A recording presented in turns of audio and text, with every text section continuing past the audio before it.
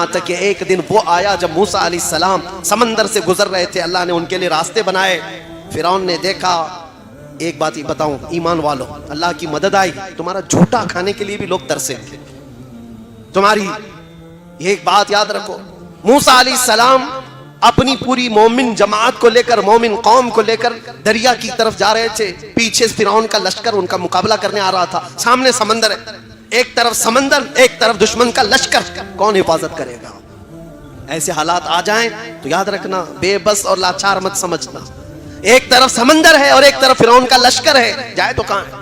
اللہ نے حکم فرمایا موسیٰ اپنا عصا سمندر پہ مارو. 12 راستے نکل گئے اور ان کی قوم اس میں ایسے چلنے لگی جیسے سوکھے پر چلتی ہے.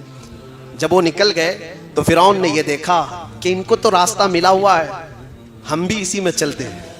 اور جو یہ سوچتا ہے کہ مومنوں کو جو مدد ملی ہے وہ ہم کو بھی ملے گی، یہ اس کی خام خیالی ہے. اور جیسے ہی وہ سمندر میں آیا، اللہ فرماتا ہے فَغَشِيَهُم مِّنَ الْيَمِّ مَا غَشِيَهُم، ہم نے سمندر کو ایسا ملایا کہ پانی پانی ہو گیا اور فرعون کی ساری طاقت چکنا چور ہو کر رہ گئی. پوری فوج بھی ہلاک اور فرعون کا غرور بھی ہلاک. ختم ہوا. کس نے ہلاک کیا؟ پانی نے ہلاک کیا. پانی کو کون طاقتور سمجھتا ہے؟ لیکن فرعون کی بادشاہت کو ختم کر دیا. نمرود بھی ایسے اٹھا تھا، ایک مچھر نے اسے ہلاک کر دیا.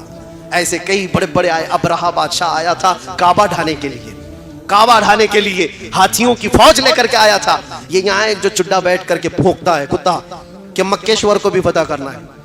مکیشور خواب میں بھی دیکھا ہے کبھی؟ مکہ خواب میں بھی دیکھا ہے؟ مکیشور کو بھی فتح کرنا ہے، اس کو بھی حاصل کرنا ہے. پتہ نہیں کون کون سے بڑبانگ بولی، بڑی بڑی باتیں.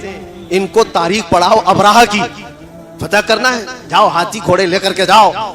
اور دیکھو قرآن میں آج بھی آیتیں پکار کر کہہ رہی ہیں الم تر کیف فعل ربک باصحاب الفیل الم یجعل کیدہم فی تضلیل وارسل علیہم طیرا ابابیل ترمیہم بحجارۃ من سجیل فجعلہم کعصف مأکول. یہ پورا واقعہ اللہ نے اس میں بیان فرمایا. اے رسول، کیا آپ نے ہاتھی والوں کو نہیں دیکھا جو ابرہہ بادشاہ ہاتھیوں کی فوج لے کر آیا تھا کعبہ ڈھانے کے لیے؟ اللہ فرما رہا ہے کیا ہوا ان کے ساتھ.